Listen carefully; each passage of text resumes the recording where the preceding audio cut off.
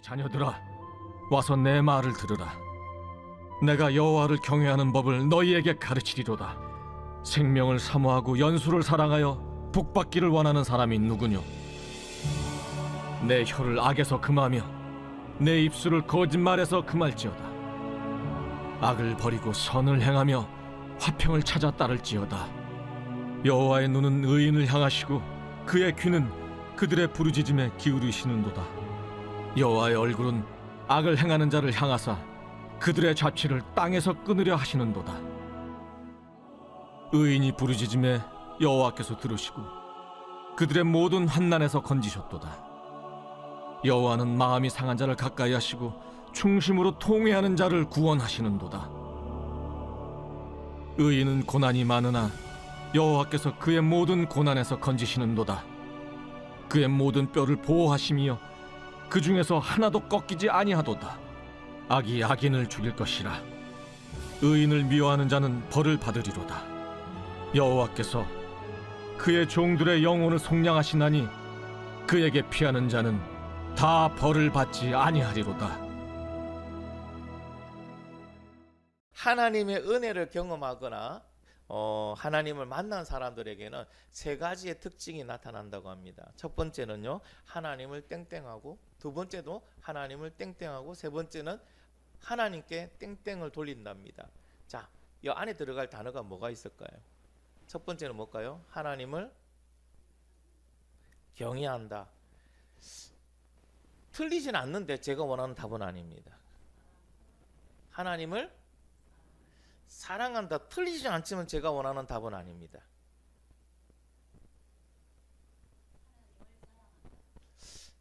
맞아요. 두 번째가 자랑한다였어요. 첫 번째 있잖아요. 왜? 하나님의 영광을. 자, 힌트 드릴게요. 홍해 갈라진 홍해를 다 건너오고 난 다음에 모세와 이스라엘 백성, 그렇죠, 하나님 찬양하게 되죠. 세 번째는 뭘까요? 하나님께, 그렇죠, 이쯤 되면 이제 여러분 하산해도 됩니다. 그렇게만 하시고 살아가면 됩니다. 자, 어떤 특징이 있습니까? 세 가지 특징이 나오는데, 하나님을 찬양해요. 하나님 기적을 보고 나면요, 말 안 해도요, 짠 것도 아닌데요, 하나님 막 찬양, 여호와는 강대하시며 위대하십니다 하고 막 찬양합니다. 두 번째는요, 하나님을 자랑하는 거예요. 우리 하나님이 이렇게 하셨다고. 세 번째는 뭡니까? 하나님께 영광을, 다 하나님이 하신 겁니다. 제가 한 거 아닙니다 하고 하나님께 영광을 돌린다고 합니다. 오늘 우리가 들었던 이 시는요, 다윗이 죽음의 위기에서 하나님의 은혜로 구원받고 기록한 시로 우리가 알고 있습니다. 자, 어떤 배경을 가지고 있냐면, 다윗은 사울을 피해서 도피하던 중 더 이상 이스라엘에서는 피할 길이 없다는 겁니다. 그래서요, 블레셋 나라에 가서 가드 왕 아기스에게 피한 적이 있습니다. 기억하십니까? 자, 그때 신하들이 어떻게 합니까? 아기스 신하들이, 이는 골리앗 장군을 죽인 그 적군입니다. 이가 와서 우리를 해할 수 있으니 기회는 이때입니다. 혼자 왔으니 죽이자고 합니다. 그래서 다윗은요, 피하러 왔는데 지금 죽게 됐어요. 다급한 마음에 하나님께 기도합니다. 이런 기도를 무슨 기도를 합니까? 화살 기도를 합니다. 주여 살려주세요. 그때 하나님께서요, 다윗에게 한 가지 생각을 심어줍니다. 어떤 생각이냐면, 악기에게 사로잡힌 자처럼 미친 척하면은 설마 미친 사람을 이 왕이 죽이겠느냐. 근데 여러분, 다윗은 이런 생각을 할 수 있는 그런 인물이 아닙니다. 여태까지 다윗의 여러분 성향은 아시잖아요. 죽으면 죽었지, 그런 짓 안 하거든요. 딱 싸우는. 그런데 지금은 너무 위급한데 하나님께 구해달라고 기도하니까 하나님께서 그러한 지혜를 주신 거예요. 그래서 하나님 주신 대로요, 미친 척을 합니다. 침을 질질 흘리고 합니다. 그러니까 어떻게 해요? 아기스가 보니까, 야, 미친 사람이 없어. 지금 저런 존재 같지도 않은, 사람 같지도 않은 사람 죽이면 뭐 하겠냐. 야, 그냥 보내라. 그래서 다윗을 위기를 벗어날 수 있었어요. 그 배경을 가지고 있습니다. 그런데 여러분, 34편의 제일 앞에 보면, 1절 앞에 보면 소개하는 글에 보면 뭐라고 적혀 있습니까? 아비멜렉 앞에서라고 돼 있죠, 그죠? 아기스 왕이 아니고 아비멜렉 앞이라고 나와 있습니다. 그럼 이게 뭐 틀린 건가 하는 분이 계신데요, 이 아비멜렉이라는 것은 사람의 이름이 아니고 블레셋 왕을 가르치는, 왕을 칭하는 칭호입니다. 그렇죠? 바로, 애굽의 바로 왕이라는 건 이름이 아니죠. 왕을 칭하는 칭호죠. 그와 같이 왕을 호칭하는 겁니다.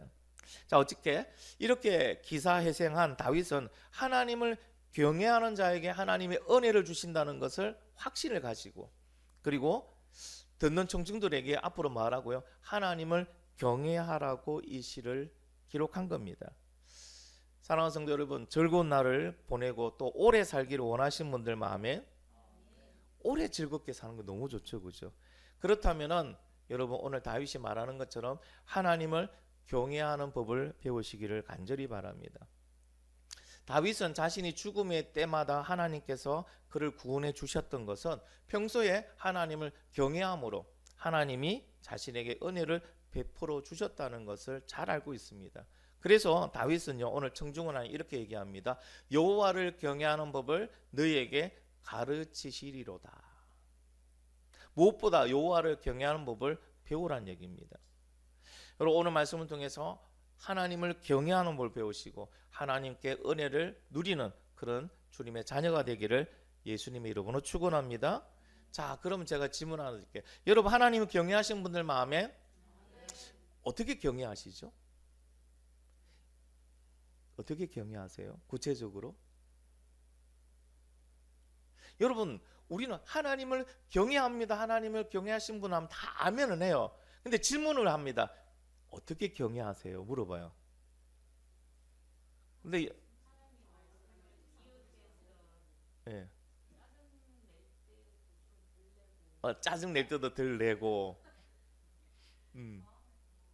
마음을 다하여 경외하고, 또 예, 욕도 덜 하고. 여러분, 경외는 하는데 경외를 구체적으로 어떻게 합니까 하면은 선뜻 뭐라고 말이 안 나오는 경우가 있습니다. 그죠? 자, 사랑합니다. 어떻게 사랑합니까 물어보면 그것도 참 말이 잘 안, 사랑하는 것 같은데 믿는데 어떻게 믿습니까? 똑같은 말이에요. 이 경외라는 단어가 넓어요. 아주 넓은 단어예요. 그러다 보니까 구체적으로 어떻게 경외합니까? 물론 경외는 합니다만은 나는 이렇게 경외합니다라고 특별히 말을 못 하시는 경우들이 종종 있습니다. 자, 그래서 다윗이 오늘 구체적으로 하나님을 어떻게 경외하는 법에 대해서 몇 가지 샘플이 있죠. 이거 외에도 경외하는 방법 여러 가지 있습니다. 그러나 몇 가지의 방법을 우리에게 제시를 해주고 있습니다. 여러분, 그 방법의 첫 번째는요, 말을 절제하는 거예요. 아까 그저 썽을 났는데 썽도 좀 덜 내고 하는 것처럼 말을 절제하는 겁니다. 우리 말씀 한번 읽어보겠습니다. 시작.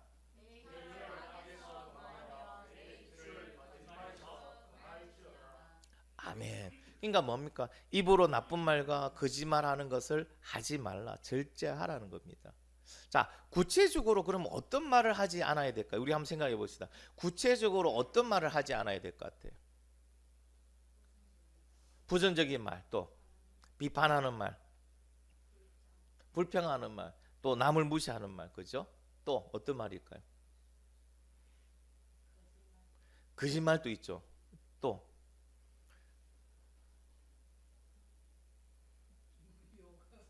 욕도 있죠, 그죠? 욕도 있습니다. 욕도 여러분 안 좋은 거예요.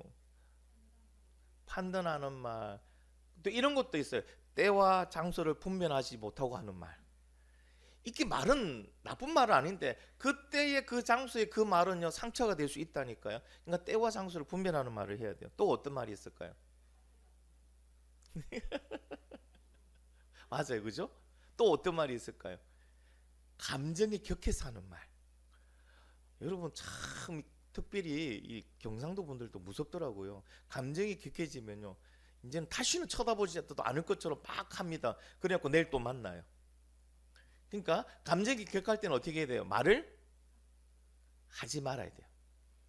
막 감정적으로 흥분했을 때는 차라리 말을 하지 말아야 돼요. 그때 실수를 많이 하니까요. 그때 서로 상처 주고 많이 하니까요. 여러분 생각해 보세요. 나에게 상처 주는 말을 가장 많이 하는 사람이 멀리 있어요? 가까이 있어요? 가까이 있어요. 그래서 가까운 사람일수록 말을 더 가려서 조심해서 해야 됩니다. 여러분, 말을 절제하시기 바랍니다. 성경에서 말에 대해서 뭐라고 말합니까? 말은 불과 같아서 조심하고 절제하고 또 절제해도 모자람이 없다고 얘기합니다. 야고보서 말씀 한번 읽어볼게요. 시작.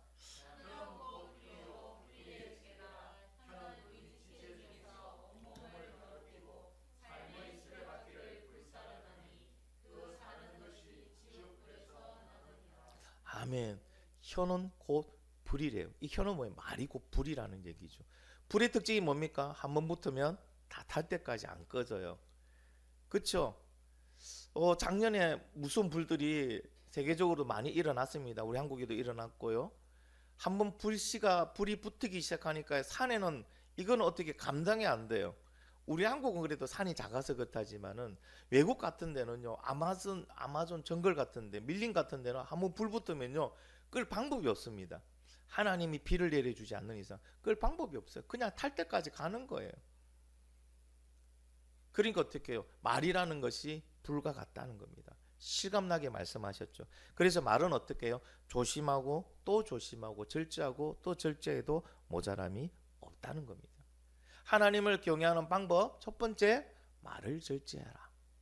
자, 그럼 두 번째 다윗이 말하는 거는 뭡니까? 악을 버리고 선을 행하며 내 이웃과 화평해라. 내 이웃과 화평해라.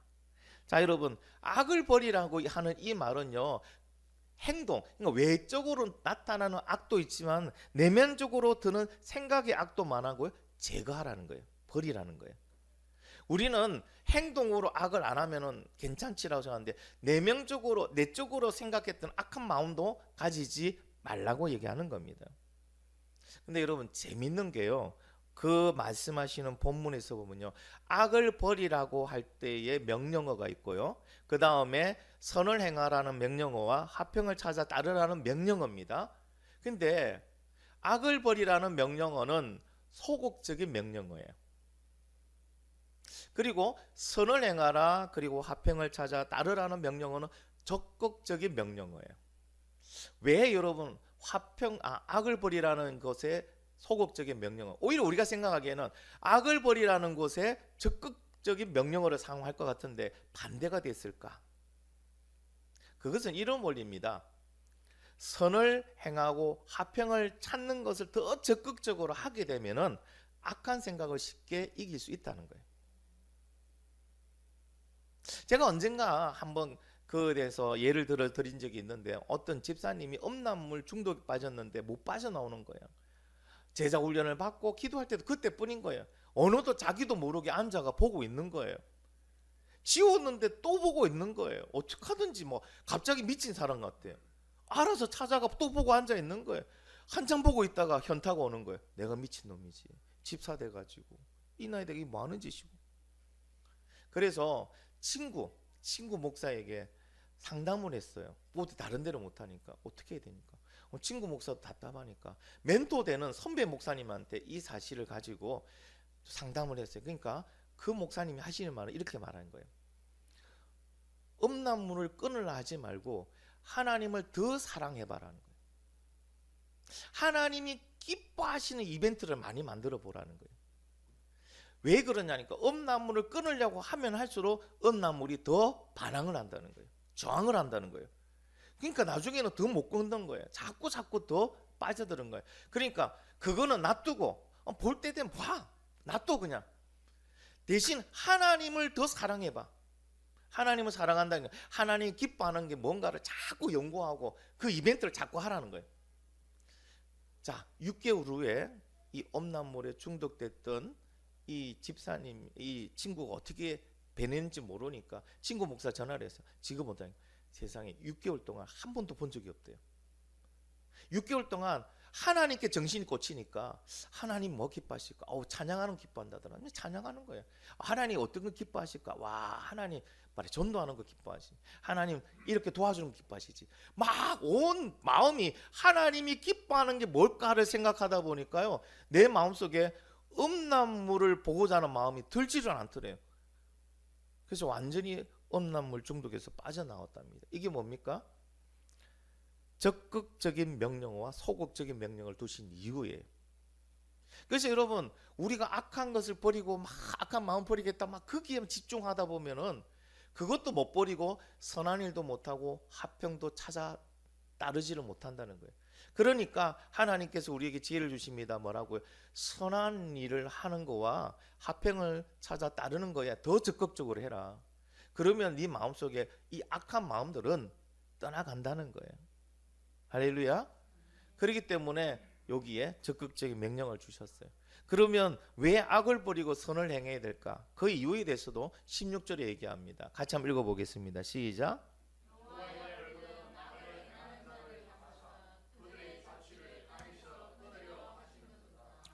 아멘. 여러분, 이게 무시무시한 말이에요. 그들의 자취를 땅에서 끊으려 하시는, 악한 자는 그들의 자취를 땅에서 끊는다는 거예요. 이게 무슨 의미입니까, 여러분? 자취를 끊는다는 말이? 그렇죠. 당연히 악의 생명은 안 봐주겠다는 거죠. 근데 여러분, 생명만 없앤다는 게 아닙니다. 기억에서 제거해 버리겠다는 거예요. 너를 알고 지냈던 모든 사람들이 기억에서 너라는 존재를, 가치 없는 존재를 만들기 위해서 다 제거해 버리겠다는 거예요. 그럼 내가 이 땅에 와서 살고 갔다는 흔적 자체가 기억이 안 남아요. 그러면 그 사람의 인생은 허무한, 무의미한 인생이 된다는 거예요. 하나님 만다고요? 악한 사람은 그렇게 만들어 주겠다는 거예요. 여러분, 진짜 이거는 뭐라고 할까요? 참 형벌 중에도 엄청난 형벌이죠. 그냥 단순히 내가 내 목숨만을 하나님께 치시겠다는 게 아니고 너의 흔적 자체를, 기억 자체를 모든 사람 속에서 다 지워버리겠다. 그러면요, 지워지는 사람 입장에서는 어떨까요? 사랑하는 내 어머니, 내 아버지가 나를 모르는 거예요. 이제는 이런 자식을 낳았는지 기억 자체 안 하는 거예요. 기억에서 지워버렸으니까. 내 친구들이 나를 기억을 못 하는 거예요. 그만큼 악인에 대해서, 악한 사람에 대해서는 하나님이 어떻게 한다고요? 심판하시겠다는 거예요. 이런 말씀을 듣고 어떻게 하나님 앞에서 우리가 악을 행할 수 있을까요? 그렇죠?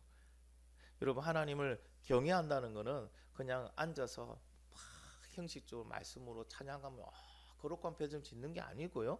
하나님 앞에서 악을 버리고 선을 행하고 화평을 찾아 따르는 행동을 하는 거예요. 특별히 악을 제거하기보다는 선을 행하고 화평을 찾아 따르는 것에 더 적극적으로 행하시기 바랍니다. 그러면 자동적으로 악은 우리 마음속에부터 제거가 된다는 것을 꼭 기억하시기 바랍니다. 다윗이 또 가르치는 방법이 하나 있습니다. 하나님께 항상 부르짖어라. 그러니까 하나님을 경외한다는 사람은요, 항상 하나님을 향하여 부르짖고 있는 거예요. 자, 우리 15절과 17절 말씀 한번 읽어보겠습니다. 시작.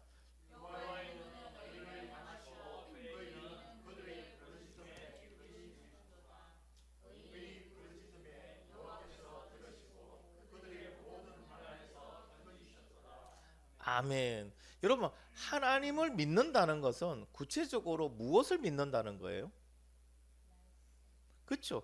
하나님이라는 존재가 계신다는 것과 그분이 말씀을 하셨다는 이 말씀은 하나님의 말씀이라는 걸 믿는다는 거예요. 그렇기 때문에 하나님을 경외하는 사람은 반드시 어떻게 하게 됩니까? 하나님의 말씀을 믿고 순종하는 게 하나님을 경외하는 거예요. 하나님 영광스럽습니다. 하나님 찬란합니다. 하나님 대단하십니다. 하나님 영광. 이건 입에 발린 얘기가 아니고요. 하나님을 경외한다는 것은 그 하나님의 말씀인 걸 내가 믿으니까 하나님의 말씀에 순종하는 것이 바로 하나님을 경외하는 겁니다. 근데 재미있는 게 15절에도 부르짖는다는 단어가 있고요. 17절에도 부르짖는다는 단어가 있어요. 이 단어는요, 우리 한글로는 부르짖는다고 같이 번역하고 있지만 다른 단어예요.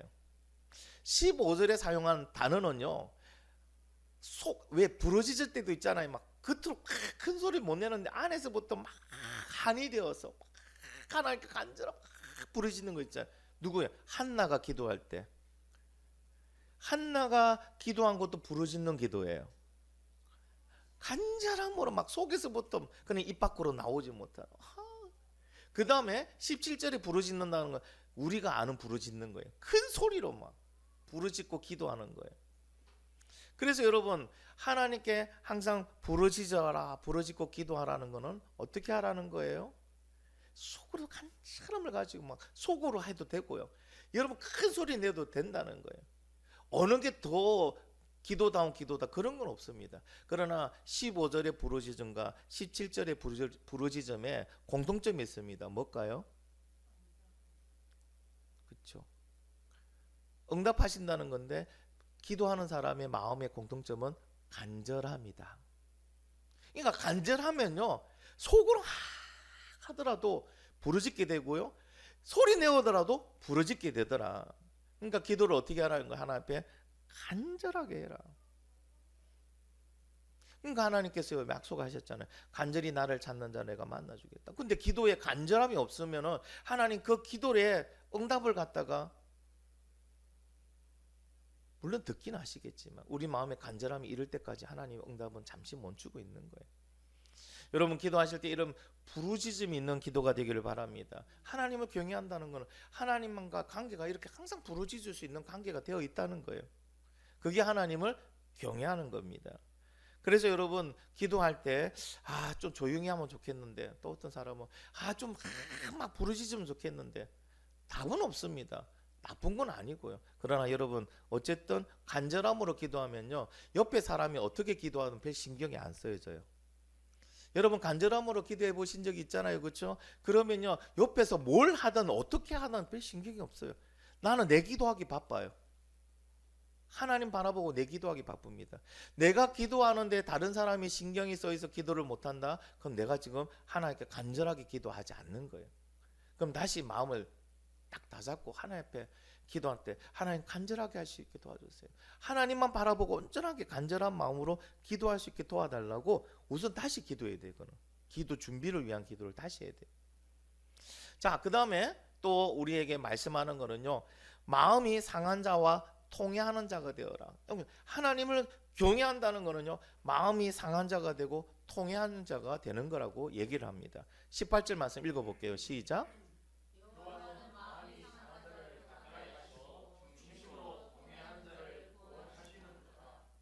아멘. 자, 여러분 마음이 상한 자에 대한 우리 팔복에 대해서 얘기를 했지만 마음이 상한 자, 마음이 가난한 자. 근데 마음이 상한 자라는 것은 어떤 의미가 있을까요? 왜 이 사람은 마음이 상해야 돼? 우리 하나님을 경외하는 사람은 왜 마음이 상한 자가 돼야 돼요? 여러분 어떨 때 마음이 상합니까?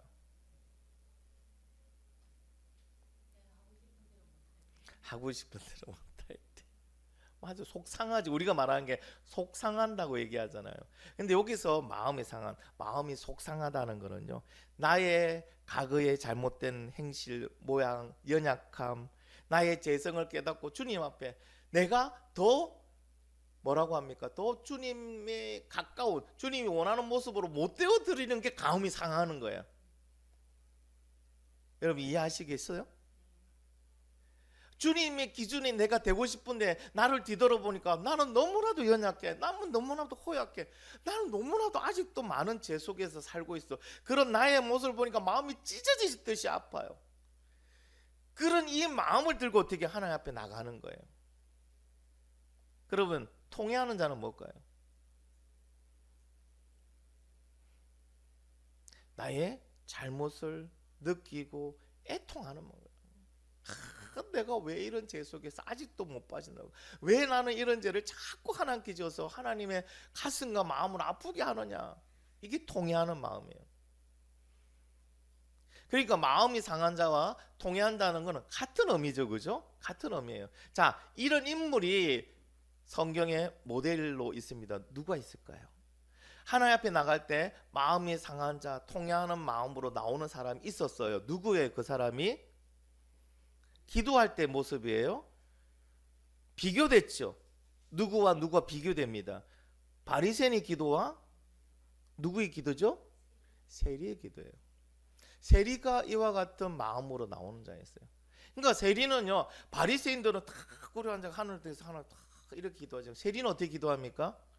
그냥 이 배를 땅에 깔고 그냥 납작 엎드리려고. 이게 뭔 얘기예요? 죄인 중에 죄인이라는 거예요. 나는 하나님을 감히 두려워서 올려다 볼 수도 없습니다. 그러면서 하나님 나 죄인 맞습니다. 이 죄인 어떡할까요? 마음이 상하고 통회하는 그 마음으로 하나님 앞에 기도하는 거예요. 하나님이 어떤 기도를 기뻐 들으신다고요? 세리의 기도였어요. 세리의 기도였어요. 참 좀 우리와는 먼 기도와 같이 느껴지지 않습니까? 그렇지 않아요, 그렇죠?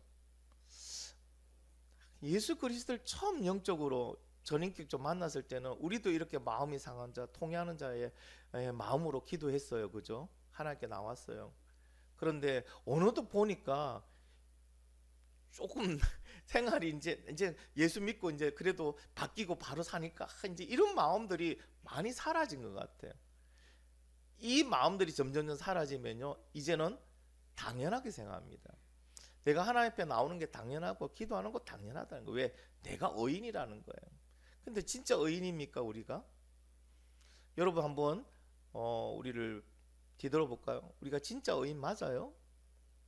우리는 의의 옷을 입은 거예요. 누구의 의의 옷을 입었죠? 예수 그리스도의 의의 옷을 입었어요.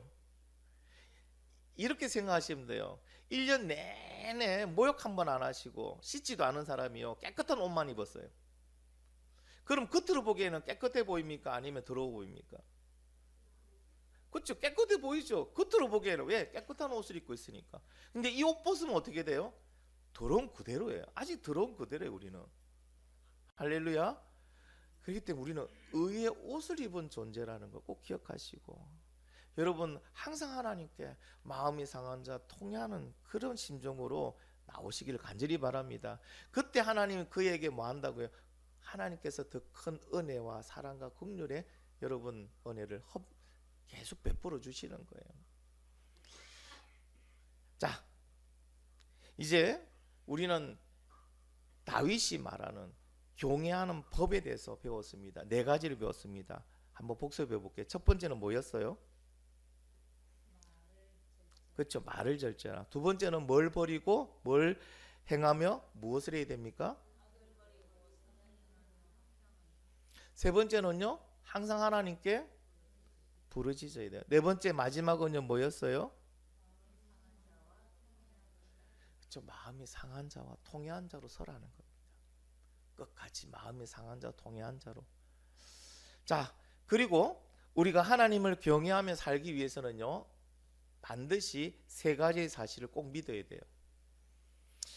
하나님을 경외하며 살기 위해서는 이 3가지 사실을 믿어야 돼요. 그래야 끝까지 경외하는 자로 설 수가 있습니다. 첫 번째 다윗이 말하는 건요, 의인은 고난이 많으나 하나님께서 모든 고난에서 건져주신다는 사실입니다. 19절 말씀 읽어볼게요. 시작.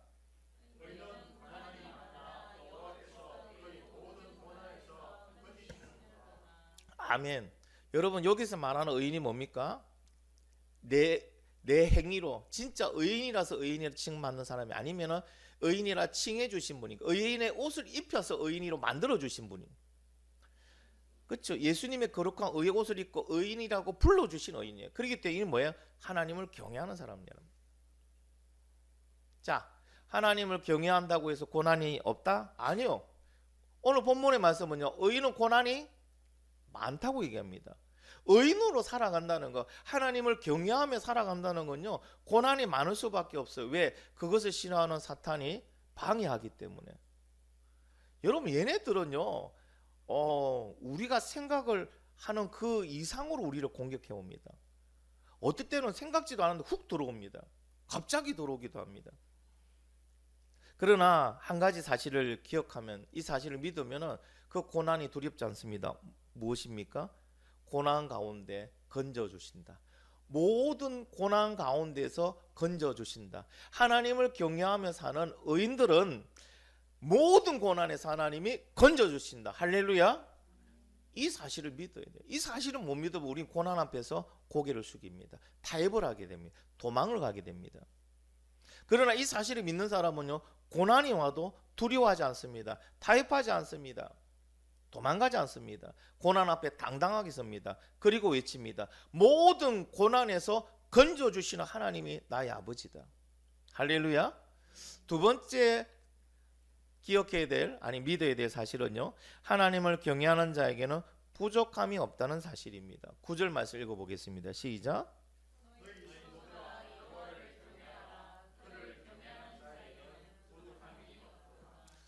자, 여호와를 경외하는 자에게는 부족함이 없대요. 근데 실제로 증명했잖아요, 하나님께서. 여러분 출애굽할 때 40년 동안 이스라엘 백성들, 그 많은 이스라엘 백성들이 먹는 게 부족했습니까? 마시는 게 부족했습니까? 무엇이 부족한 게 있었습니까? 그것도 옷도 안 해주고 신발도 안 달아댔어요. 배고플 때 다 먹이셨어요. 목마를 때 다 마시게 하셨어요. 할렐루야. 그렇기 때문에 여호와를 경외하고 여호와를 따르는 자는요, 누가? 하나님께서 부족함이 없게 만드십니다. 할렐루야. 그러니까 뭐합니까? 우리는 하나님을 경외하고 살면 돼요. 하나님 말씀대로 따라가면서 살면 돼요. 그런데 내가 부족함을 느낀다, 조금 더 있으면 좋겠다, 이건 욕심이에요. 욕심이에요. 하나님은 우리에게 필요한 일용할 양식을 주실 줄 믿습니다. 일용할 양식 외에, 하나님 주신 거 외에 자꾸 세상적인 것을 눈 돌리는 게, 그게 유혹입니다. 그게 욕심이라는 겁니다. 하나님은 우리에게 부족함이 없이 주시는 분이라는 것을 우리가 믿어야 됩니다. 세 번째 우리가 믿어야 될 것은요, 하나님께서 보호하신다는 사실입니다.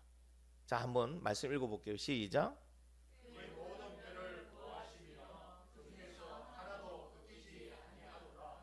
아멘. 여러분, 성인의 뼈가 몇 개인지 아십니까?